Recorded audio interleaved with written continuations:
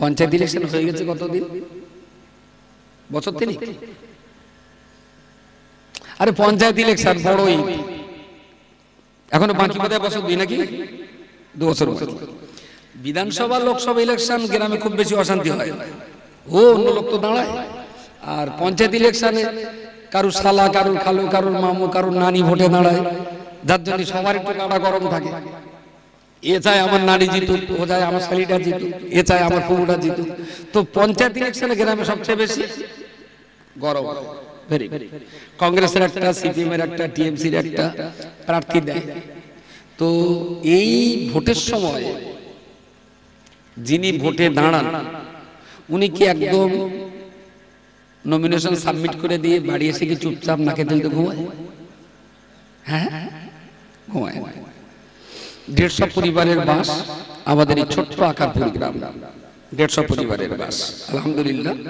তো যারা ভোটে দাঁড়ায় তারা কিন্তু গ্রামে এসে প্ল্যান তৈরি করে যে কোন প্ল্যানে আমরা ভোটে যাই। প্ল্যান তৈরি হয় না? টিএমসি ভোটে দাঁড়ালো, গ্রামে এসে হিসেব করলো, বিভিন্ন পাড়া থেকে একটা দুটো করে ছেলে নিয়ে রুদ্রদ্বার, এরকম ফাঁকা মাঠে না, ঘরের ভিতরে বসে মিটিংয়ে ভোট, আসল ভোট ঘরে হয়। রফিক বল তোর পাড়ায় ভোট কত? তাহলে চাচা আমার পাড়ায় ভোট আছে শতখানি, তার টিএমসি কত পেতে পারে?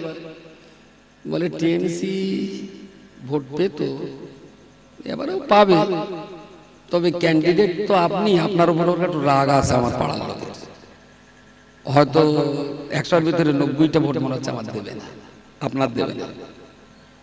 আচ্ছা ঠিক আছে, থাক হইবার তোর পাড়ার খবর। তাহলে আমার পাড়ার লোক টিএমসির ভোট দেয়, তো সে রাস্তাটা তো সারাই হয়নি, সেই জন্য ওদের একটু দুঃখ আসবে। তাহলে এখন উপায়, তাহলে আপনি এক কাজ করতে পারেন, যদি ওই পাড়ায় একটা মিটিং করে ওদের যদি বলে আসেন যে তোমরা যদি আমার ভোট দাও, আমি যদি জিততে পারি, তাহলে আমার প্রথম যে টাকা পাস হবে তোমাদের রাস্তাটা আগে করে দেবো। বলছে তাই? তাহলে আচ্ছা ঠিক আছে, আমি একদিন যাবো। গেল, এই গোলাম আলী তোর পাড়ার খবর কি? তো বলছে স্যার আমার পাড়ার ওরা তো একটু মাস্টার গোছের লোক, ওরা একটু মোড়লি করতে ভালোবাসে। আপনি যদি বলে আসেন যে ইলেকশনে জেতার পর কোথায় কি কাজ হবে না হবে, তোমরা আমার যা যা বলবো আমি ঠিক তাই তাই করবো, ওরা একটু মোড়লি দিতে হবে। তাহলে ঠিক আছে, তাই হবে, বলবি আমি যাবো। আচ্ছা সবিক তোর পাড়ার খবর? বলছে চাচা আমার পরে খুব একটা অসুবিধা নেই, 70টা ভোট আছে, তা সব তো চুল্লু। ভোটের দিন আপনি বিয়ারাল কাছে বাংলা মাল দেবেন, আর আমি সকালবেলা 1 গ্লাস করে মাল দিয়ে দেবো, আর চুটিয়ে গিয়ে ভোট দিয়ে আসবো, ওর আরো কোনো দাবি টাবি নেই। মাল করতো ওই দিন সকালে 1 গ্লাস করে বাংলা মাল দিতে হবে। বলে ঠিক আছে, তুই 3000 টাকা নিবি, সবার কেন, বাড়ির বউকে 1 গ্লাস করে দিয়ে দিবি, হয়ে গেল। তাহলে ভোটের প্ল্যান, তাই না? ও তো জিততে হবে।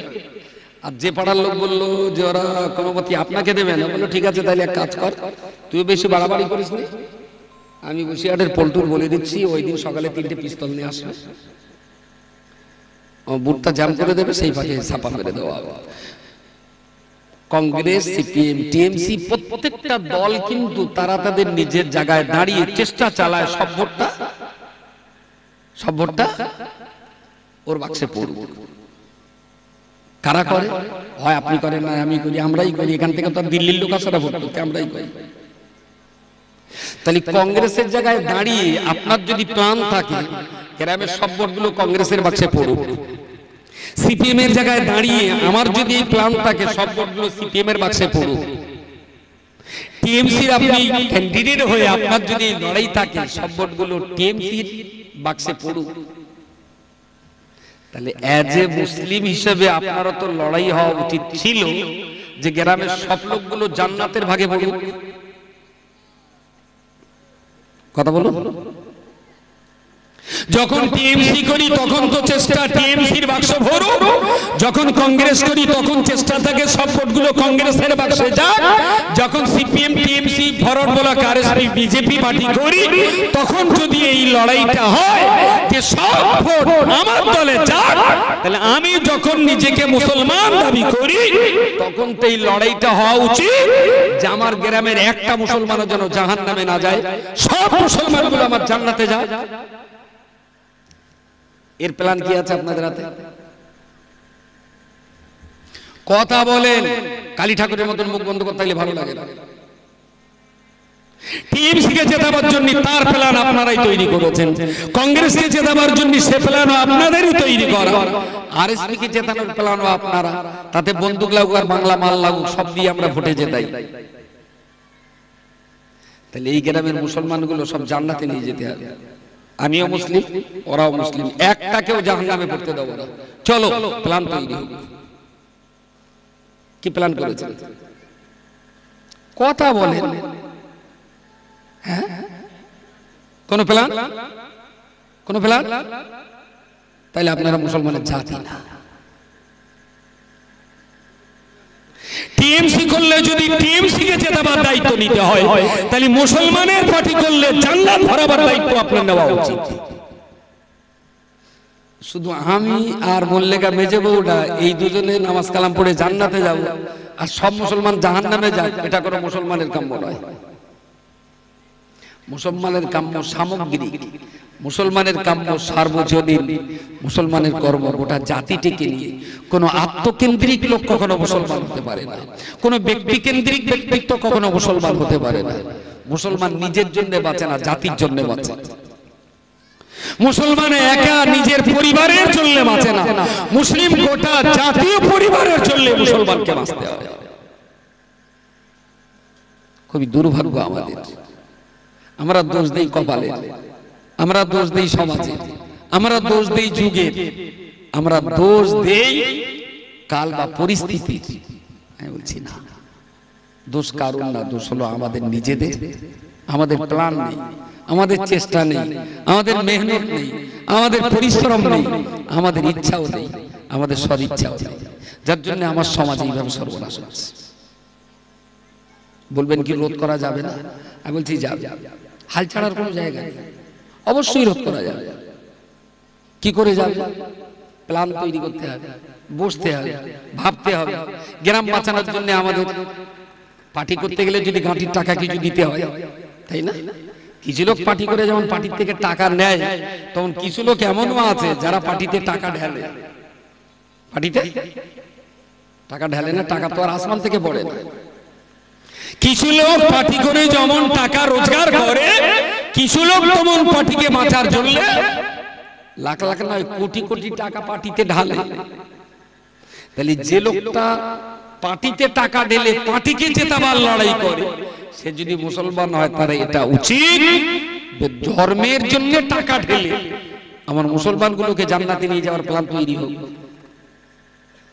পার্টিতে যদি টাকা যায়, তাহলে ধর্মের জন্য কেন টাকা যাবে না? প্রিয় শ্রোতা মণ্ডলী, নবী মুহাম্মদুর রাসূলুল্লাহ সাল্লাল্লাহু আলাইহি ওয়াসাল্লাম যে যুগে জন্মগ্রহণ করেছিলেন, ওই যুগের বাবারা শিশু সন্তানগুলোকে জীবন্ত হত্যা করে ফেলত। রাসূলুল্লাহ যে যুগে জন্ম নিয়েছিলেন, ওই যুগের ছেলেরা মেয়েরা বাবা মাকে কোনো সম্মান প্রদর্শন করত না। ওই যুগের মানুষেরা চুরি ডাকাতিতে তারা বড় অভ্যস্ত ছিল, মদ গাঁজা জেনা ব্যভিচারে তারা বড় অভ্যস্ত ছিল, মারামারি আর কাটাকাটি, খুন খারাপি আর জোর জবরদস্তি, সব কিছু তো সেই যুগের ভিতরে বিদ্যমান ছিল। কিন্তু বান্দা মনে রাখতে হবে, অশান্তির দাবানলে দাউ দাউ করে জ্বলে একটা অন্ধকারাচ্ছন্ন সমাজে দাঁড়িয়েও নবী মুহাম্মদুর রাসূলুল্লাহ সাল্লাল্লাহু আলাইহি ওয়াসাল্লাম তিনি হাল ছাড়েননি। আপনি বলছেন আমার গ্রামের মানুষ খারাপ, আমার গ্রামের মাটির দোষ, যুগ জমানা খারাপ। আপনি কেটা বলবেন রাসূলুল্লাহ যে যুগে এসেছিলেন সেই যুগের চেয়ে আপনার গ্রামের অবস্থা খারাপ? বলেন বলেন, বলতে পারবেন কি? ঐতিহাসিকরা বলেছেন অজ্ঞতার যুগ, মায়ের সঙ্গে বেটা ধর্ষণ করত। আপনার গ্রামে এত সর্বনাশ ঘটেনি। কন্যা সন্তান জন্ম নিলে বিয়ে দিতে ঝামেলা হবে, তো মার কোল থেকে তার স্বামী যে স্ত্রী কোল থেকে বাচ্চাটা কেড়ে নিয়ে জ্যান্ত পুঁতে ফেলে দিল। আকারপুরে ঘটেছে কখনো? তাহলে আপনার গ্রামেও অন্ধকার আছে, তাই বলে নবীর যুগের মতো অন্ধকার না। রাসূলুল্লাহ যে যুগে জন্মগ্রহণ করেছেন এই যুগের মতো অন্ধকার তো নয়, তার চেয়ে তো অনেক ভালো। তাহলে এই কঠিন অন্ধকার যুগে রাসূল কিন্তু পারবো না, হবে না, সম্ভব নয়, নবী কিন্তু হোপলেস হয়ে পড়ে। যে আল্লাহ তুমি আমাদের এমন একটা মক্কায় পাঠালে হেদায়েতের জন্য, এরা মানসিক জাত না, আল্লাহ তুমি আমার দায়িত্বটা এখান থেকে তুলে আর এক জায়গায় দায়িত্ব দাও, এই গ্রামে এই জায়গা আমি পারবো না। রাসূল কখনো বলেছিলেন? আপনি কেন হতাশ হন, আপনি কেন নিরাশ হন? আপনি তো সেই নবীর উম্মত। আপনার নিরাশ এবং হতাশ হওয়াটা তো পাকা ইমানদারের লক্ষণ, এটা দুর্বল ইমানের লক্ষণ। যদি আরেকটু পিছিয়ে যান, হযরত মুসা কালিমুল্লাহ আলাইহিস সালাম, আল্লাহ তাকে নবুয়ত দিলেন। মুসা নবী বললেন, আল্লাহ আমি তো ছিলাম একজন সাধারণ মানুষ, আমি বিরাট লেখাপড়া জানি না, আমার বিরাট দক্ষতা যোগ্যতা নেই, আপনি আমাকে নবী বানালেন? তা বলছে আমার কাছে তুমি উপযুক্ত, তাই তোমাকে নবুয়তের দায়িত্ব দিলাম।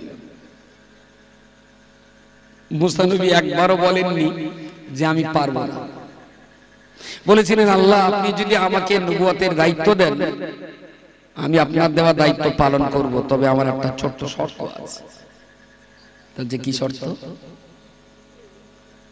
বললো আমার প্রথম নম্বর শর্ত হলো রব্বিশ রাহলি সাদরি, আল্লাহ আমার বুকের ভিতরের যে ভাবনা চিন্তা করার জায়গা, আগে তো আমি আমার ভাবনা ভাবতাম, আর আপনি এখন নবী বানিয়ে দিয়েছেন, অনেক লোকের ভাবতে হবে।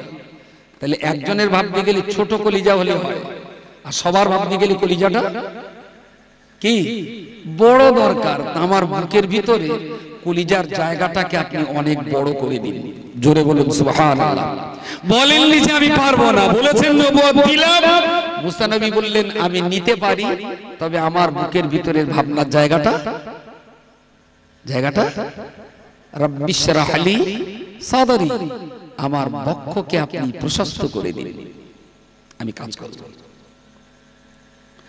আল্লাহ পাকের নবী মুসা আলাইহিস সালাম দ্বিতীয় নম্বর দাবি করে বললেন রব্বুল আলামিন ওয়ায়াসসির লি আমরি, আল্লাহ আপনি আমাকে যে কাজগুলো দিয়েছেন এই কাজগুলো আমি আমার জায়গায় দাঁড়িয়ে যত কঠিন বলে মনে হোক না কেন, আপনার দেওয়া কাজগুলো আমি যাতে সহজ করতে পারি।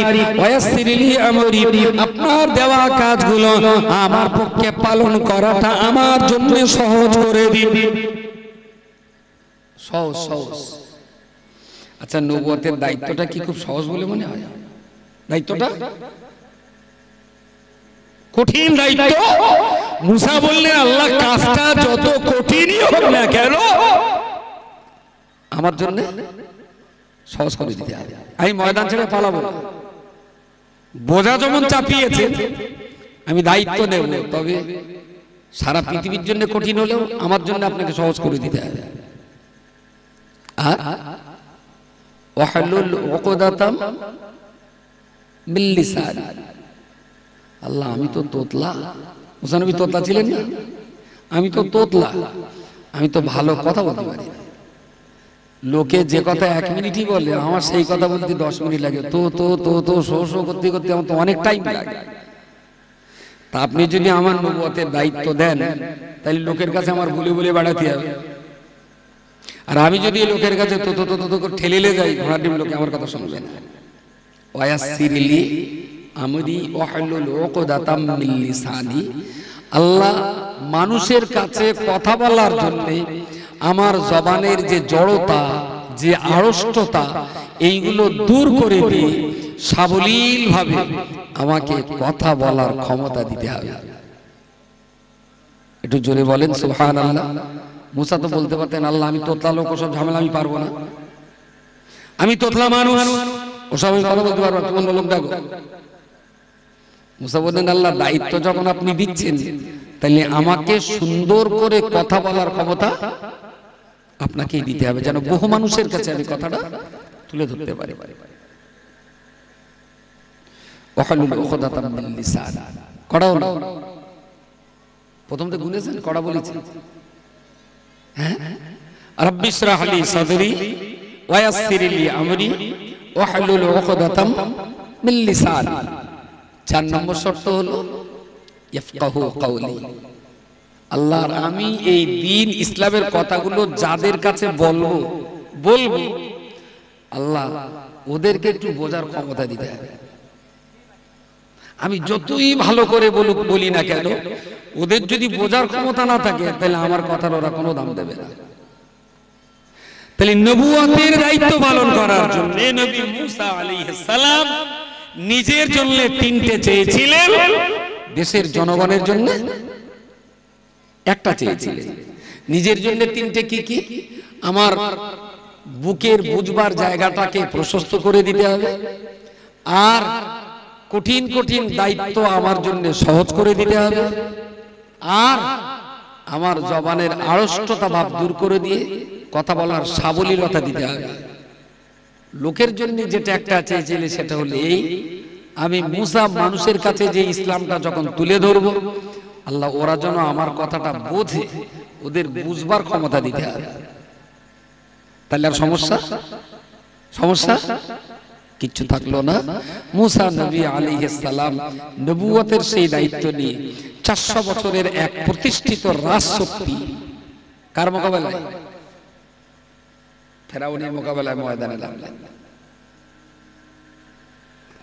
আর আপনি মুসা নবী যদি আল্লাহর দেওয়ার দায়িত্ব নিয়ে 400 বছরের প্রতিষ্ঠিত ফেরাউনের মতো রাজশক্তির মোকাবেলায় ময়দানে নামতে পারেন, আপনারা 10টা মানুষ এক হয়ে এই গ্রামের মানুষগুলোকে একটু দিনের পথে ডাকতে পারেন না? কলমার পথে ডাকতে পারেন না? বাচ্চাগুলোর হাতে পায়ে ধরে বোঝানো যায় না যে ফ্রি ফায়ার আর পাবজিটা খেলে পয়সার সময়টা নষ্ট করো না বাবা, মক্তবটা কি সুন্দর পড়ার জায়গা হয়েছে, সন্ধ্যাবেলা তোমার একটু বসে পড়াশোনা করো। এই কথাগুলো বুঝিয়ে বলার লোক কি গ্রামে নাই? জবাব কিন্তু পাপী লোকেদের যতটা দিতে হবে, যারা জানে বোঝে অথচ চুপ করে আছে, এদের জবাব কিন্তু আরো কঠিন ভাবে দেওয়া, কঠিন ভাবে দেওয়া লাগবে নামাজি লোক। কারণ তুমি নামাজ পড়তে, তোমার প্রতিবেশীরা নামাজ পড়তো না, তাদের নামাজ পড়াবার জন্য তুমি কি চেষ্টা করেছিলে বলো? তোমার মেহনত কি ছিল, তোমার পরিশ্রম কি ছিল? খুবই দুর্ভাগ্য আমাদের। আমি শুরুতেই বলেছি ইসলামটা বুঝ না। নবী মুসা আলাইহিস সালাম নিজেকে নবুয়তের দায়িত্বের ব্যাপারে দুর্বল ভাবলেন। আল্লাহ বললেন, মুসা তুমি তোমার নিজেকে দুর্বল ভাবলেও আমি আল্লাহ এই যুগের জন্য তোমাকে আমি সাব্যস্ত করছি। মুসা বললেন, কাজ যত কঠিন হোক না কেন আল্লাহ আমার জন্য সহজ করে দিন। আর এই বিশাল দায়িত্ব নেবার মতো আমার বুকের ভিতরে জায়গাটাকে প্রশস্ত করে দিন। মানুষকে উপস্থাপন করবার মতো আমার জবানে শক্তি দান করুন। আর যাদেরকে আমি বুঝিয়ে বলবো, আল্লাহ আমার কথাগুলো বুঝবার মতন ক্ষমতাটা তাদের তো দিলে দান করুন। আপনারা 10টা মানুষ এই গারে হেরায় বসে তো একদিন দোয়া করতে পারেন, আল্লাহ গোটা গ্রামের মানুষ যাতে নামাজি হয়, গোটা গ্রামের ছেলেরা যাতে পাপ ছেড়ে দিয়ে কোরআন শিখতে পারে, এই মহল্লার মায়েরা সবাই যাতে হিজাব পরতে পারে। আল্লাহ আমরা গ্রামের মানুষ তাদের জন্য চেষ্টা করছি। আল্লাহ আমাদের কথাগুলো ওরা যেন একটু বোঝে, তুমি একটু ওদের বুঝ দাও। হয়েছে কোনোদিন? কোনোদিন? কোনোদিন? শুধু সম্বল একটাই, বছরে একটা সভা দাও, 3-4 টাকার হুজুর ডাক্তার, আর ওরাই এসে বুকে যাবে, আর তাতে আমাদের গ্রামের লোক জান্নাতে যাবে। তেলপেনা কলের গান পেয়েছে? এটা কি কখনো সম্ভব? মুফতি সাহেব এসে গেছে, কটায় আসবে? এখন 10:46, 11টায়। তাহলে একটু বলে এসো, একটু মুফতি সাহেব বলে এসো, যদি নামাজ পড়েন বা যদি ইস্তেঞ্জা করেন তো এই প্রস্তুতিটা একটা থাকে। আচ্ছা, আমি এতক্ষণ ধরে যা বোঝাচ্ছি কিছু যাচ্ছে না, মাথার উপর দিয়ে যাচ্ছে। হ্যাঁ, বেশ, শেষ কথা যেটা বলবো, প্রিয় রাসূলের একটা ছোট্ট হাদিস আছে যেটা বুখারী শরীফের একদম প্রথম, যারা জামিয়ার ইবতেদাই বুখারীর অনুষ্ঠানে যারা গেছেন, কেউ গেছেন জামিয়াতে ইবতেদাই বা খাতমে বুখারীর অনুষ্ঠানে? কেউ যাওয়া লোক নেই এখানে? কেউ জানেন? হ্যাঁ, ও সে যে বছরই হোক না কেন গিয়েছেন তো আলহামদুলিল্লাহ। সব বছর তো সবার সুযোগ সুবিধা থাকে না, গেছে খবর। আচ্ছা, আমি মুফতি সাহেবের কানে কানে বলে যাবো যেন আগামীতে আপনাদের কাছেও কিছু চিঠি যাতে পৌঁছায়। আমি হুজুর বলে, তুমি তো আছো, মুফতি সাহেব সঙ্গে বলবে তো অনুষ্ঠানের সময় এই গ্রামে 2-10 জন করে যেন চিঠি দেওয়া হয়, ঠিক আছে ইনশাআল্লাহ। তো বুখারী শরীফের একদম প্রথম হাদিস যেটা বুখারী শরীফের ইন্নামাল আমালু বিন্নিয়াত, হাদিসটার সারসংক্ষেপ মানে হলো এইটা যে কাজের সফলতা নির্ভর করে সংকল্পের উপরে। সংকল্প কি? মনের ভিতরে যে ইচ্ছা শক্তিটা আছে, ইচ্ছা শক্তি। আজকে যখন বাড়িতে বিকাল হয়েছে, আসরের নামাজ পড়ে যখন তখন একটু মনে মনে হচ্ছিল যে সন্ধ্যার পরে একটু ওয়াজ শুনতে যাবো, আকার করে সভা হবে, আমি একটু ওয়াজ শুনতে যাবো, মনে মনে হচ্ছিল। ওই মনে মনে যেটা উদয় হয়েছে এইটাই হলো কি? নিয়ত। এই নিয়তটা যদি দুর্ভেদ্য হয়, নিয়তটা যদি খাঁটি হয়, নিয়তটা যদি ভেজাল মুক্ত হয়, তাহলে যিনি যে কাজে নিয়ত করবেন সে কাজ আল্লাহর পক্ষ থেকে রহমত হয় বান্দার জন্য। সেই কাজ সুসম্পন্ন করাটা আল্লাহ সহজ করে দেন, বলুন সুবহানাল্লাহ। সবকিছুর আগে আপনার বিবেকের সঙ্গে লড়াই করে ঠিক করতে হবে আপনি একা জান্নাতে যাবেন না গ্রামের লোকগুলোকে সঙ্গে নিয়ে যাবেন। আমার কথা কি বোঝা যাচ্ছে? যদি মনে করেন এই গ্রামের লোক সবাই যদি জান্নাতে যায় তাহলে তো ঠেসাঠেসি হবে, চাপাচোপ হবে, হয়তো সবার জায়গা ঠিক হবে না। দরকার নেই। এ ফ্রি ফায়ারে খেলে জাহান্নামে যাবে, ও চোর জাহান্নামে যাবে, এ ডাকাত ও জাহান্নামে যাবে, ও মালখোর ও জাহান্নামে যাবে, এ বাপের ধরে ঠ্যাঙায় ও জাহান্নামে যাবে, এ মেয়ের হক মাগিতেছে জাহান্নামে যাবে, ও কি বলে সুদি টাকা কাটায় ও জাহান্নামে যাবে, এই লটারিটা কাটে জাহান্নামে যাবে। সব তো গেল জাহান্নামে। মোটামুটি আমি আর মল্লিকা বউ তাহাজ্জুদ পড়ি, ফজর পড়ি, মাগরিব পড়ি, আমরা দুই স্বামী স্ত্রী জান্নাতে যাবো। বেশ ফাঁকা মাঠে দুজনে ফুর্তি করে বেড়াবে, লাইলে আর বসবে। ব্যাপারটা বলো সোজা না। এই দুজনকেই আগে ধরা হবে। এই ইবাদত করা, এই শয়তান দুটোরই আগে ধরা হবে। তুমি নামাজি, তুমি রোজাদার, তুমি সত্যবাদী, তুমি হালালখোর, তুমি নীতি ও আদর্শবান। আজকে তোমার গ্রামে এত বেনামাজি, তোমার গ্রামে এত চোর, তোমার গ্রামে এত সুদখোর, তোমার গ্রামে এত ফ্রি ফায়ার আর পাবজি খেলা, তাদেরকে জাহান্নাম থেকে বাঁচাবার জন্য তোমার প্ল্যান কি ছিল সেইটা আগে বলো। গ্রামের লোক সব জান্নাতে যাবে, তোমরা দুই ভাই জাহান্নামে যাবে, আর তোমরা দুই ভাই জান্নাতে গিয়ে মজা মারবে, এটা সম্ভব নয়।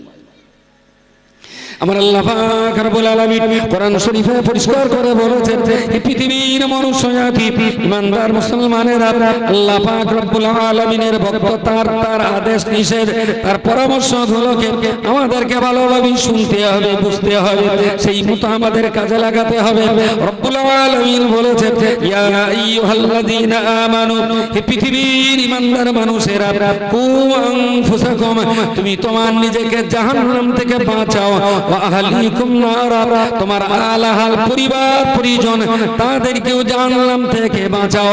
তুমি নিজে বাঁচো এবং অপরকে জাহান্নাম থেকে বাঁচাও। তাহলে ইসলাম কিন্তু দুটো কথা আমাদেরকে বলেছে, একটা আমার নিজে বাঁচতে হবে, আর একটা আমার প্রতিবেশী আহল তাদেরকে বাঁচাতে হবে। ও বান্দা মনে রাখুন, আমি নিজে নামাজি, তার মানে আমি জাহান্নাম থেকে বেঁচে গেলাম। আমার বেটা বেনামাজি, আমি বাবা আমার বেটাকে নামাজ পড়াবার সংগ্রাম করি না, তাহলে আমি কিন্তু পাকা মুসলমান হতে পারিনি। আমি নামাজি মানে অর্ধেকটা মুসলমান, আর আমার বেটাকেও নামাজ পড়ালাম, তবে আমি ফুল মুসলমান। নিজে ইবাদত করে হাফ মুসলমান, আর আমার পরিবারে যারা আছে তাদেরকেও এই পথে টেনে তবে হাফ মুসলমান। আমি সুদ খাবো না, আমার পরিবারের কাউকে খেতে দেব না। আমি রোজা করব, আমার পরিবারের সবাইকে রোজা রাখতে আমি বাধ্য করাবো। আমি নিজে যাকাত দেব, আমার পরিবারের ছেলে মেয়েদেরকেও বোঝাবো তোরাও যাকাত দে। তাহলে নিজে পালন করা হলো অর্ধেকটা মুসলমান হওয়া, আর আহল পরিবার পরিজন তাদেরকেও পালন করতে বাধ্য করানো, এটা বাকি অর্ধেকটা মুসলমান। আপনি নামাজ পড়েছেন কিন্তু আপনার ছোট ভাইটা একক তো নামাজ পড়ে না, আপনি তার জন্য কোনোদিন মেহনত পরিশ্রম করেন, ও পড়ে না, তা আমি কি করব? তাহলে জাহান্নামে যখন যাবে তো ছোটবার আগে তুই যাবি শালা। তোর নামাজ তোর রোজা তোরে বাঁচাতে পারবে না।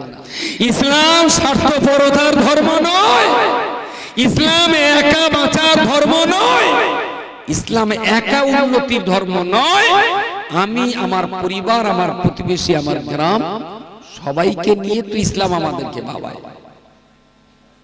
এই জন্যে আপনি যেন ভাববেন না গ্রামের লোক করে না তা আমি কি করব, আমি তো নামাজ পড়ি, রোজা করি, হজ করি, যাকাত দিই, সত্য কথা বলি, হারাম খাই না, আমি আমার দিকে ঠিক আছে। আমি চাচা তুমি তোমার দিক দিয়ে মোটেও ঠিক নেই, কারণ ও আহলিকুম নার, কোরআনের এই আয়াতটা তোমার জীবনে তুমি প্রতিফলন ঘটাতে পারলে না। তোমার নিজেকে বাঁচতে হবে, তোমার আল আহাল প্রতিবেশী তাদেরকেও বাঁচাতে হবে। তাহলে আপনি যদি 5 ওয়াক্ত নামাজ পড়তে যান আর পাশের যে লোকটা নামাজ পড়ে না তাকে যদি খোকা চল ভাই নামাজটা একটু পড়ে আসি, হড়া মানা মতন একদিন বললি হবে না, রোজ বলতে হবে। আমি রোজা রাখবো, যে কটা লোক রোজা রাখে না রমজান মাসে 30 দিন তাদের বলবো।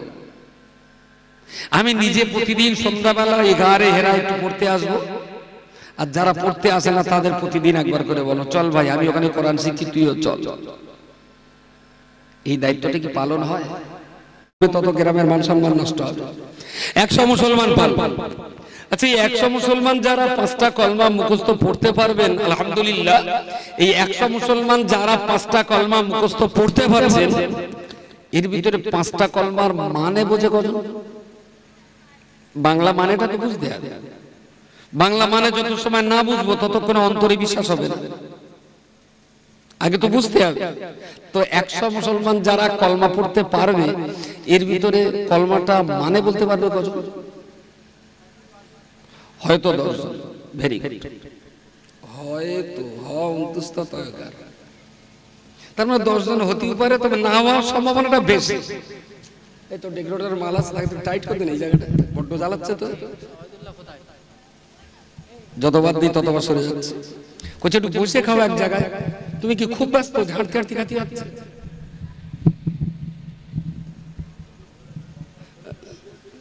ও শোনো, তোমরা যারা নদীর চরে আছো, হ্যালো হ্যালো, একটু দয়া করে এখানে আসবা ভাই, খুব বিনয়ের সঙ্গে ডাকছি। উজু লাগবে না, লুঙ্গি পরা লাগবে না, যদি মুতি আজকে পানি নাও তাতেও কোনো অসুবিধা নেই। একটু দয়া করে এখানে আসবা। শোনো, একটু ঢিলা হয়ে গেছে, ফিরে বাড়ি যায় না।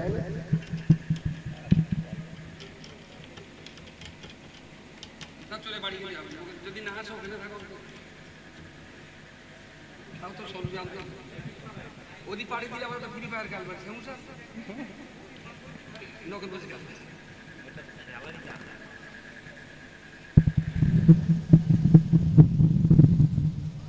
তো কোথায় আমি তোমাদের ডেকেছি, হ্যাঁ, যদি তোমাদের ইচ্ছা হয় এসো, না আসলে আমি রেগে যাবো না, অসন্তুষ্ট হবো, তবে আসলে আমি একটু শান্তি পাবো। বেকার ওই জায়গাটায় না বসে এই জায়গাটায় এসো, তোমাদেরই পয়সায় এই মজলিসের আয়োজন। তোমরা মজলিসে বসলে মজলিসটা ভালো লাগবে, আমারও কথা বলতে শান্তি হবে, এবং আমিও আশা করব যে গ্রামের মানুষরা আমার কথা শুনেছে। আলহামদুলিল্লাহ, যদি তোমাদের ভালো লাগে একটু মজলিসে এসো। শোনা যে কথাটা বলছিলাম, ঠিক আছে ঠিক আছে, না ওর বাড়ি না যায়, যদি ওখানে থাকে থাক, আমি তো ডেকেছি, আমার ডাকা দায়িত্ব। উদউ ইলা সাবিলি রাব্বিকা বিল হিকমাতি ওয়াল মাউইজাতিল হাসানা ওয়াজাদিলহুম বিল্লাতি হিয়া আহসান। এটা আল্লাহ আমাদেরকে দায়িত্ব দিয়েছেন ডাকার জন্য। মানুষ শুনুক বা না শুনুক, আমাদের ডাকতে হবে। যদি না ডাকি, ওরা অন্তত কিয়ামতের দিন আমাদের দোষ দিতে পারবে না যে আল্লাহ আমরা নদীর চরে ছিলাম, ওরা তো ডাকিনি একবার। যদি না ডাকি তাহলে ওরাও কিন্তু সেদিন আমাদেরকে দোষারোপ করবে যে আমাদের ডাকিনি। যাতে আমার ঘাড়ে বোঝাটা না থাকে তার জন্য ডাক দেওয়া। এবার যেটা বলছিলাম, তাহলে 450 মানুষের ভিতরে 100 মানুষ কলমা পড়তে পারবে। হ্যালো হ্যালো, 10টা মানুষ তারা কলমার মানে বুঝতে পারবে। ভেরি গুড, তাহলে 450 ভিতরে 10 জন মানে বুঝলেন, আর যারা মানে বুঝতে পেরেছেন আমি আশা করব তাদের ভিতরে বিশ্বাসটাও ঠিকঠাক আছে। বুঝেছেন মানে কলবে তাদের অন্তরে বিশ্বাসটা আছে। আচ্ছা, এই 10 জন যারা কলমা পড়তে পারেন, মানেও বোঝেন, বাকি 430 জন মানুষ যারা কলমা পড়েন না, মানে বোঝেন না, তাদেরকে কলমা পড়াবার আর মানে বোঝাবার জন্য এই 10টা মানুষের প্ল্যান কি আছে? যে বাকি লোক সবাই কলমাটা শিখুক, সবাই কলমাটা পড়ুক, সবাই কলমাটা বুঝুক, চলো আমরা 10 জন মিলে চেষ্টা চালাই। এই 10 জনের প্ল্যান কি আছে? ওদেরকেও এই দলে আনার জন্য। আমার কথা কি কঠিন হচ্ছে? বলে আমার কথার কোনো জটিলতা আছে? নেই। তাহলে যে লোকগুলো কলমা জানে না, আবার যে লোকগুলো কলমা জানেন, আবার এই জানার ভিতরে যে লোকগুলো কলমা বোঝে, কটা দল? একটা দল হলো তারা কলমা মোটেই জানে, 5টা কলমা সবাই জানে। আর একটা দল হলো কলমা জানালো, আর একটা দল হলো কলমা জানেও তারা, বোঝেনও তারা। তাহলে মোটামুটি 3টে দল। না জানালো, কলমা জানালো, কলমা বোঝালো। যিনি বোঝালো তার 3টে গুণই আছে। তিনি কলমা জানেন, কলমা বোঝেন, কলমা বিশ্বাস করেছেন। ইনি কলমা জানেন কিন্তু কলমা বোঝেন না, আর ইনি কলমাটাও জানেন না। তাহলে এই লোকটার ঘাড়ে দায়িত্ব চেপে গেল যারা যারা কলমা পড়েন, কলমা বোঝেন, কলমাকে বিশ্বাস করেছেন, তাদের উপরে দায়িত্ব পড়ে যায় বাকি লোকগুলো ধীরে ধীরে তারা কলমা পড়তে আসুক, কলমা বুঝতে আসুক। এই যে 10টা লোক জানেন, বোঝেন, পড়েন, বাকি লোকগুলোকে এই দলে আনার জন্য কোনো প্ল্যান পরিকল্পনা, কথা বলে, প্ল্যান পরিকল্পনা আছে কি? সেই প্ল্যান এই সভা,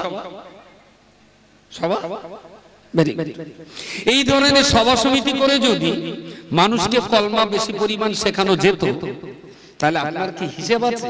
এই জলসাটা আসর উপলক্ষ করে, এই জলসাটার বয়স 17 বছর, এই জলসাটার বয়স 17 বছর। 60,000 টাকা খরচা করে একটা করে সভা দিয়ে বছরে কজন করে কলমা পড়াচ্ছেন? তার কোনো হিসাব? হিসাব কেমন থাকবে না? প্রত্যেক ব্যবসা তো একটা হিসাব থাকে, প্রত্যেক ব্যবসা একটা হিসাব থাকে। একটা লোক নৌকা যদি তৈরি করে ভাড়া দেয়, সে একটা হিসাব করে দেয় যে 7 লাখ টাকা খরচা হয়েছে, মাসে মিনিমাম অন্তত 30,000 টাকা ভাড়া না হলে তো পোষাবে না। তারও তো ডাইনেমার একটা খরচের হিসাব আছে। তো আমরা যারা পয়সা খরচা করে সভা দিচ্ছি, আমাদেরও তো একটা হিসাব থাকতে হবে। এই 60,000 টাকা খরচ করে আমরা ইসলাম ধর্মের কতটা উন্নতি সাধন করতে পারছি, সেখানে কোনো হিসাব নেই। তার মানে এই ধরনের জলসা যারা দেয়, তাদেরকে হাসরের মাঠে আল্লাহর কাছে জবাব দেওয়াই লাগবে যে জনগণের টাকা দিয়ে সভা দিয়েছিলে, সবার লাভ লসের হিসাব দাওনি কেন? এবং এই সভাগুলোতে আমার মতন যারা বক্তব্য দেয়, তাদেরকেও হাসরের মাঠে আল্লাহর কাছে জবাব দেওয়া লাগবে। শুধু মালের বিনিময়ে ধর্মসভা করেছিল, হেদায়েতের হিসেবটা করনি কোনোদিন। তার মানে বিপদে আপনারাও পড়বেন, আর আমাদেরকে বিপদে ফেলবেন।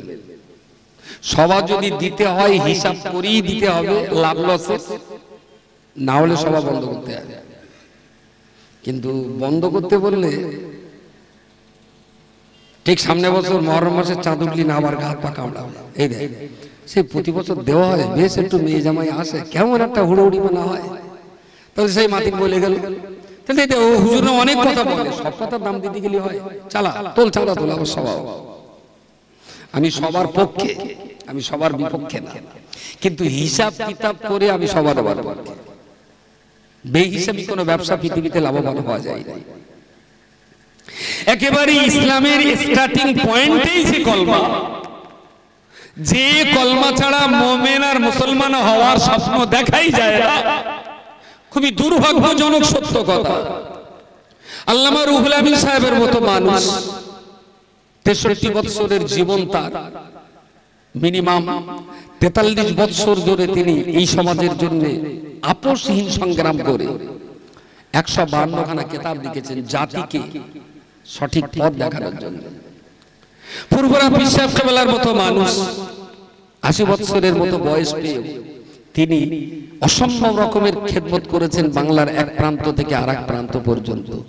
বাংলা ভাষাভাষী মানুষ আমরণ আজীবন কিয়ামত পর্যন্ত এই সমস্ত মানুষদের কাছে আমরা ঋণগ্রস্ত হয়ে আছি যে তারা আমাদেরকে দ্বীনের ব্যাপারে আলোক উজ্জ্বল মশাল দিয়ে পথ দেখিয়ে গিয়েছিলেন। কিন্তু তাদের সেই দেখানো পথগুলো আমরা কি আঁকড়ে ধরতে পেরেছি? আমরা চোখ বন্ধ করে সবাই বলি আমরা বসিরহাট হুজুরের ভক্ত, আমরা দাদা হুজুরের ভক্ত। আমিও আপনাদের মতন সেই কাতারের, সেই লাইনের আমিও একজন। আমিও দাদা হুজুর, বসিরহাট হুজুরের ভক্তের দাবিদার। কিন্তু দুর্ভাগ্য, ভক্তি আমরা মুখে রেখেছি, ভক্তি আমরা মুখে মুখে রেখেছি, কিন্তু প্রকৃত অর্থে কি তাদের রেখে যাওয়া সেই পথটা ধরে রাখার ব্যাপারে কোনো লড়াই সংগ্রাম? হ্যালো, মাইকে রয়েছে কি ভাবে?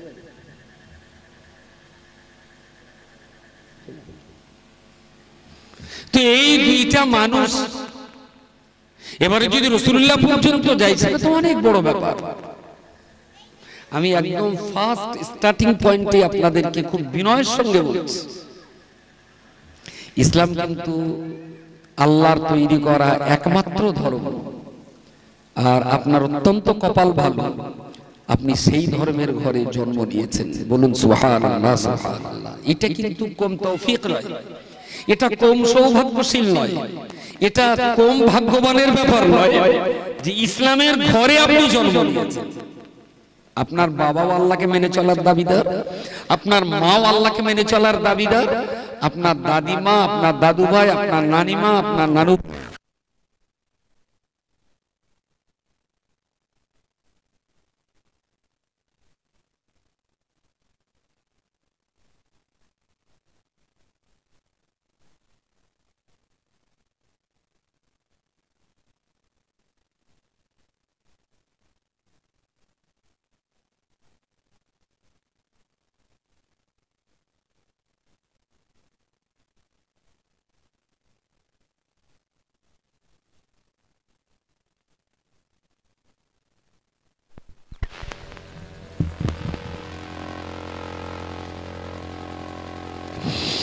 যে কথাটা বলছিলাম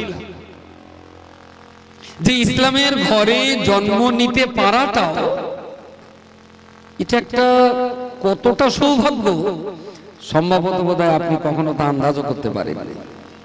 এটা অনেক বড় সৌভাগ্যের ব্যাপার। এটা আল্লাহ পাকের একটা বড় তৌফিক যে আল্লাহ আমাদেরকে ইসলামের ঘরে জন্ম দিয়েছে, ইসলামের ঘরে পাঠিয়েছে।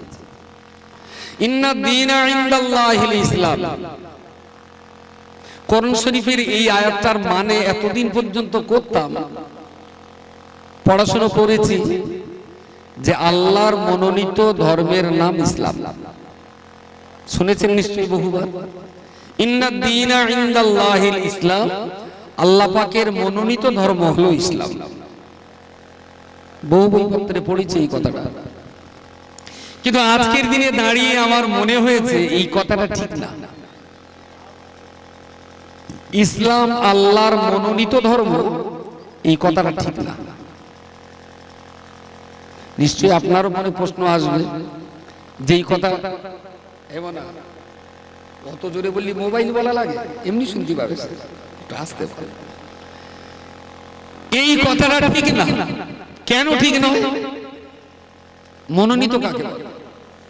দেখুন, পশ্চিমবঙ্গে বসিরহাটের আশপাশের বহু বক্তা আছে, কিন্তু আজকের দিনে আপনারা আব্দুল মাতিনকে, আব্দুল কাইয়ুমকে আর রেজাউল সাহেবকে, তিনজন বক্তাকে কি করেছেন?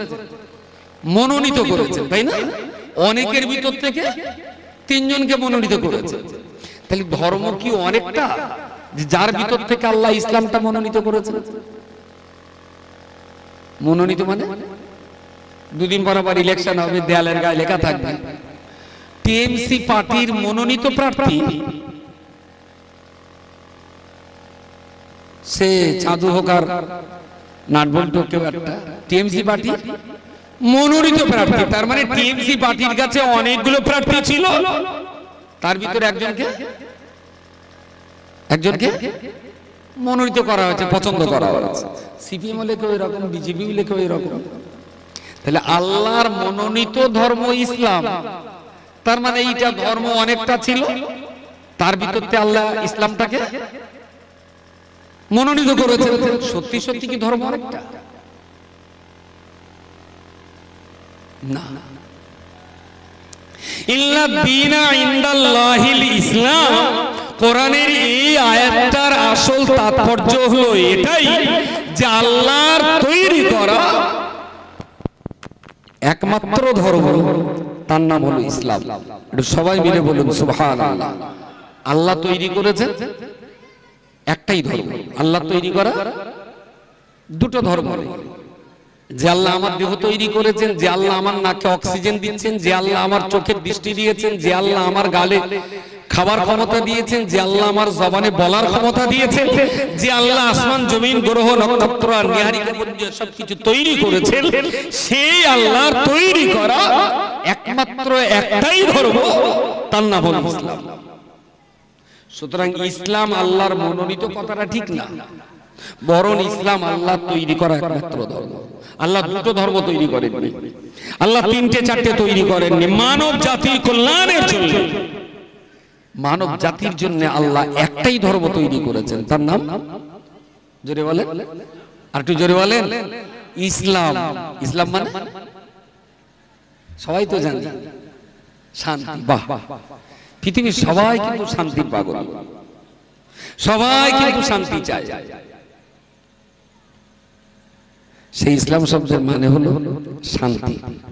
তাহলে এই শান্তিটা কি একদিনের, এক বছরের, এক যুগে না, চিরকালের, চিরস্থায়ী, চিরজনমের, ইহকালের, পরকালের, দুনিয়াতে, কবরে, হাসরে, সিরাতে, মিজানে, সমস্ত জায়গায় যে রীতি, যে নীতি, যে আদর্শ আপনাকে শান্তি দিতে পারে, আপনাকে শান্তিতে রাখতে পারে, সেই রীতি নীতি আর আদর্শের সামগ্রিক নাম হলো ইসলাম।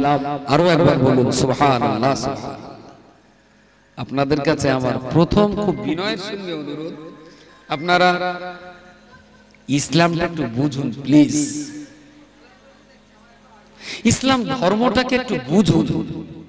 আমি মক্তবে শুয়েছিলাম, হুজুর নামাজ পড়ছিলেন, আমি এসে শুয়ে পড়েছি, আর আমি এসে বুঝতেও পারিনি যে হুজুর নামাজ পড়ছেন।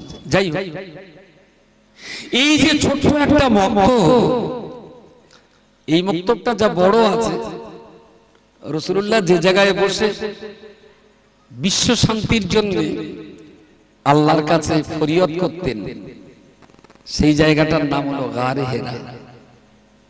জায়গাটার নাম গারে হেরা, পাহাড়টার নাম জাবালে নূর। গারে হেরা কিন্তু এত বড় না। এই আমি বসে আছি, আমার দুই পাশে এতটুকু, সামনে এতটুকু, দাঁড়াবার জায়গা এতটুকু একটা জায়গায় বসে রাসূলুল্লাহ বিশ্ব শান্তির জন্য ভেবেছিলেন প্রায় এক যুগ, কিছু কম বেশি এক যুগ। সেখানে কোনো জনমানব ছিল না, তিনি শুধু একাই ভাবতেন, একাই ভাবতেন। কি ভাবতেন? আল্লাহ, যে সমাজের মাঝখানে আপনি আমাকে পাঠিয়ে দিয়েছেন, এই সমাজের মানুষটা, অধিকাংশ মানুষ মদ খায়, নেশাগ্রস্ত। আল্লাহ, এদেরকে আমি কিভাবে ভালো পথে টানতে পারবো? যে সমাজে আল্লাহ আপনি আমাকে পাঠিয়েছেন, এই সমাজে পুরুষটা নারীর ইজ্জত নিয়ে জেনা, ব্যভিচার, ধর্ষণ, সবসময় তারা অকাজ কুকাজে মেতে থাকে। আল্লাহ, কোন পথ ধরলে জেনা, ব্যভিচার, ধর্ষণের হাত থেকে আমি আমার সমাজটাকে বাঁচাতে পারবো? আল্লাহ, যে সমাজে আপনি আমাকে পাঠিয়েছেন, এই সমাজের ছেলেরা, মেয়েরা, তারা তাদের বাপ মাকে সম্মান করে না, শ্রদ্ধা করে না, ইজ্জত করে না। আল্লাহ, কোন রাস্তা অবলম্বন করলে পরে সন্তানেরা তাদের পিতামাতাকে মন প্রাণ দিয়ে ভালোবাসবে? আল্লাহ, যে সমাজে আমায় পাঠিয়ে দিয়েছে, এই সমাজের মানুষেরা কেউ বা চুরি করে, কেউ বা ডাকাতি করে, কেউ বা মারদাঙ্গা, কেউ বা খুন খারাপি, অশান্তির দাবানলে গোটা 24 ঘন্টা গোটা দিন যাই অশান্তির দাবানলে দাউ দাউ করে জমছে। ও রব্বুল আলামিন, আল্লাহ, এই অশান্তির দাবানলে জ্বলা, অশান্তির দাবানলে দাউ দাউ করে জ্বলা এই সমাজের মাঝখানে আমি মুহাম্মদুর রাসূলুল্লাহ, আমি কি করে বাঁচতে পারি? আল্লাহ, আল্লাহ আমাকে যে সমাজে বাঁচতে হবে ওই সমাজটাকে শান্তিপূর্ণ করার জন্য মদ মাতাল বেঁচে থাকুক, মদ দুনিয়া থেকে চির বিদায় নিক। যে লোকটা চুরি করে চুরি করাটা বন্ধ করে দিক, যিনি ধর্ষণ করেন উনি ধর্ষণ করাটা বন্ধ করে দেবেন, যিনি মারপিট করা ভালোবাসেন উনি যেন মারপিটটাকে ঘৃণা করতে পারেন, যিনি ডাকাতি করেন আল্লাহ তিনি যেন ডাকাতি বন্ধ করে দিন, ব্যবসা বাণিজ্য করে হালাল রোজগার করে খেতে পারেন। আল্লাহ এমন কিছু সিস্টেম, এমন কিছু পদ্ধতি, এমন কিছু নিয়ম শৃঙ্খলা আমাকে আপনি শিখিয়ে দিন, যে নিয়ম শৃঙ্খলা সিস্টেমগুলোকে কাজে লাগিয়ে আমি আমার সমাজটাকে সুন্দর ও শান্তিপূর্ণ সমাজ প্রতিষ্ঠা করতে পারি। সুবহানাল্লাহ বলে। গাড়ি হেরায় বসে তিনি এইটা ভাবেননি যে আল্লাহ জাহান্নাম থেকে কি করে আমি বাঁচব। গাড়ি হেরায় বসে তিনি এটাই ভেবেছিলেন আল্লাহ আমার এই জাতিটাকে কিভাবে জাহান্নাম থেকে বাঁচাবো। এরা মাতাল, এরা চোর, এরা গুন্ডা, এরা ডাকাত, এরা আপনাকে মানে না, তো এরা কিভাবে কোন পথ ধরলে, কিভাবে বললে, কোন রাস্তা অবলম্বন করলে, কিভাবে এদেরকে বোঝালে চোর চুরি করা ছেড়ে দেবে, মাতাল মদ খাওয়া ত্যাগ করবে, ওরা নারী জাতিকে ধর্ষণ না করে ইজ্জতের সঙ্গে বিবাহ করে একটা নারীকে মর্যাদা দেবে, ওরা পিতা মাতাকে মারপিট না করে মায়ের পায়ের নিচে ওরা জান্নাতের সন্ধান করবে। আল্লাহ আপনি আমাকে সেই রাস্তাগুলো বলে দিন। এই জায়গাটায় রাসূলুল্লাহকে ভাবতে হয়েছে প্রায় এক যুগ সময় ধরে। তারপরে রমজান মাসের 27 তারিখে ফেরেশতা জিবরিল আমিনকে আল্লাহ পাঠিয়ে দিয়ে রাসূলুল্লাহর কাছে কোরআনের আয়াত নাজিল করে বললেন ইকরা, হে মুহাম্মদ আপনি পড়ুন। শুরু হলো অসভ্য সমাজ থেকে সুসভ্য জাতিতে পরিবর্তন করবার একটা নতুন রাস্তা। আপনাদের বক্তব্যের চাইতে রাসূলুল্লাহর গায়ে হেরা অনেক ছোট ছিল, অনেক অল্প জায়গা ছিল। এতটুকু একটা ছোট্ট জায়গায় বসে একটাই মাত্র মানুষ প্রায় এক যুগ ধরে এমন শান্তি, এমন সম্প্রীতি, এমন সৌহার্দ্যের ভাবনা ভাবলেন। আল্লাহ তার কাছে কোরআন নাযিল করলেন, আর সেই কোরআন তিনি পড়লেন, বুঝলেন, জাতিকে পড়ালেন, বোঝালেন। প্রাচ্য আর পাশ্চাত্য থেকে শুরু করে तमाम দুনিয়াতে আজ পর্যন্ত যতটুকু শান্তি টিকে আছে আর বেঁচে আছে এটা আল্লাহর পাঠানো কোরআনুল কারীমের অবদান। জোরে জোরে বলুন সুবহানাল্লাহ। রাসূলুল্লাহর গায়ে হেরার চেয়ে আপনাদের বক্তব্য অনেক বড়। কোনদিন কি গ্রামের শিক্ষিত মানুষগুলো, হয়তো একজন হেতুড়ে ডাক্তার আছেন, কি একটা এমবিবিএস পাস করা ডাক্তার আছেন, হয়তো একটা বিএ পাস করা ছেলে আছে, দুটো আলেম মাওলানা আছে, তিনটে হাফেজ সাহেব আছে, একজন বয়স্ক হাজী সাহেব আছেন, এইরকম বুদ্ধিমান শিক্ষিত মানুষগুলো কোনোদিন কি মুক্তবে বসে এই প্ল্যানটা হয়েছিল? তাই তো ভাই, সব তো গেল, কিন্তু গ্রামের উঠতি প্রজন্ম ছেলেগুলো এত পরিমাণ ফ্রি ফায়ার আর পাবজি খেলছে, সময় নষ্ট করছে, পয়সাও নষ্ট করছে, এদেরকে বাঁচানো যাবে কি? কোনদিন মিটিং কথা বলো, there is no plan, there is no system. কোনদিন কিন্তু আপনারা ভাবেন না। রাসূলুল্লাহকে ভাবতে অনেক কষ্ট করতে হয়েছিল।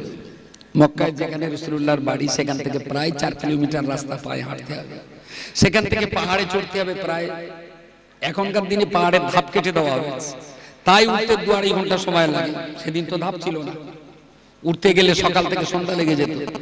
নবী এই রাস্তা পায়ে হেঁটে পাহাড়ের উপরে উঠে একা একাই ভাবতেন আল্লাহ কিভাবে খারাপ মানুষগুলোকে ভালো পথে আনবো। ভেবেছিলেন প্রায় 1 যুগ। সেই ভাবনার পরই আল্লাহ কোরআন দিলেন, বললেন কোরআন পড়ুন, কোরআন বুঝুন, জাতিকে পড়ান, বোঝান। আপনার জাতি মদ ছেড়ে দেবে, আপনার জাতি চুরি ছেড়ে দেবে, আপনার জাতি জেনা ব্যভিচার ধর্ষণ ছেড়ে দেবে, আপনার দেশের মানুষেরা তারা সত্য কথা বলবে, শান্তির মক্কা, শান্তির মদিনা প্রতিষ্ঠিত হবে। জোরে সোরে বলুন সুবহানাল্লাহ সুবহানাল্লাহ। নবী একা ভেবেছিলেন, একা, সেখানে দ্বিতীয় কোনো পার্টনার ছিল না, কোনো সঙ্গী ছিল না। আজকে তো আপনার গ্রামের 10 জন মানুষ তো কলমা পড়তে পারে, কলমা বোঝেন, মানেও বোঝেন, বিশ্বাসও রাখেন।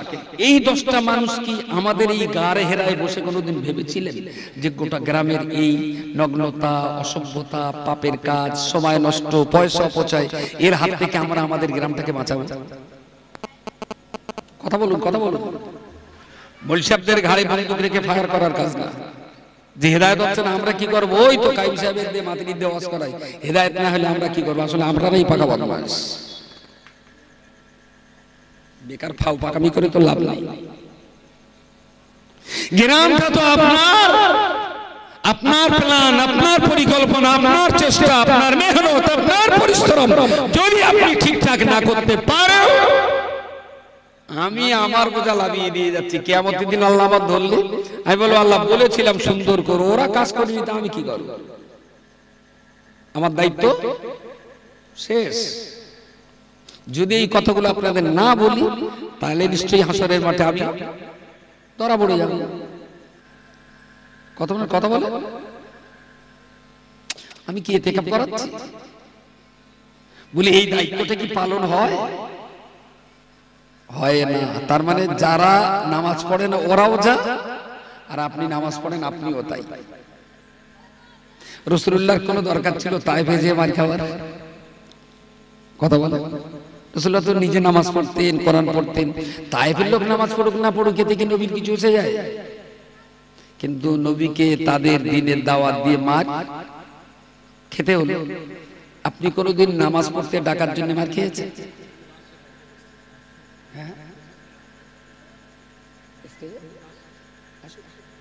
ঠিক এই জায়গাটায় আমার খুব বিনয় আপনাদের কাছে, আল্লাহর রাস্তায় বলছি, নিজে ইসলামটাকে বুঝুন। আমার সন্তানাদি, আমার ছেলে মেয়ে, আমার স্ত্রী পুত্র, আমার প্রতিবেশী যারা ইসলাম বুঝতে চায় না, ধীরে ধীরে ধীরে ধীরে তাদেরকেও ইসলামটা বোঝাবার চেষ্টা করুন। দেখবেন আমাদের গ্রাম আস্তে আস্তে আস্তে আস্তে ইনশাল্লাহ পাল্টে যাবে। সবাইকে চেষ্টা করতে হবে, হাত পা গুটিয়ে বসে থাকলে হবে না। ত্রুটি বিচ্যুতির জন্য ক্ষমা চেয়ে নিচ্ছি। মুফতি সাহেব এসেছেন, তার আলোচনা আমাদেরকে শুনতে হবে। যারা মাইকের আওয়াজ শুনছেন, আশেপাশে দূরে আছেন, সবাইকে আমি মঞ্চে আসার জন্য অনুরোধ করছি। আসসালামু আলাইকুম ওয়া রাহমাতুল্লাহি ওয়া বারাকাতুহু।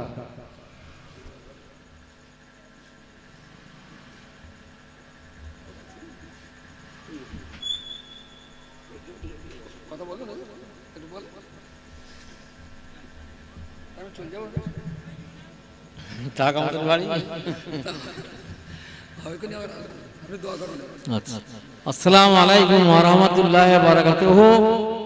আপনারা অর্ডারই করবেন না, আপনাদের প্রধান বক্তা যা এসে গেছেন, জামিয়া রহমানিয়া মাদ্রাসার ডাইরেক্টর ও সুন্নতুল জামাতের একনিষ্ঠ খাদেম যারা মুফতি মাওলানা আলহাজ আব্দুল কাইম সাহেব আপনাদের সামনে এখন ওয়াজ নসিহত করবেন। আপনারা ধীরে ধীরে শ্রবণ করুন। আল্লাহুম্মা সাল্লি আলা সাইয়্যিদিনা মাওলানা মুহাম্মদ ওয়া আলা আলি সাইয়্যিদিনা মাওলানা